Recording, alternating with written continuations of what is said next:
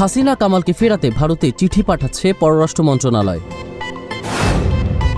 BNP জামাত সহ 12 দলের সঙ্গে ইসির সংলাপ আজ। আওয়ামী লীগ নির্বাচনে অংশ নিতে পারবে না বললেন প্রধান উপদেষ্টা। আগামীকাল থেকে বাংলাদেশ ব্যাংকে শুরু হচ্ছে সঞ্চয়পত্র, প্রাইস বন্ড বিক্রি এবং নতুন নোট। পল্লবীতে যুবদল নেতা হত্যায় মিলেছে চাঞ্চল্যকর তথ্য। হাসিনার মৃত্যুদণ্ডে মজলুমের কান্না কিছুটা থামবে বললেন জামায়াতের আমির। যুক্তরাষ্ট্রে $1 লাখ কোটি বিনিয়োগের ঘোষণা সৌদি ক্রাউন প্রিন্সের। 8 মাসে ভোটার বেড়েছে 39,62,909 জন। মোরসালিনের গোলে 22 বছর পর ভারতকে হারালো বাংলাদেশ।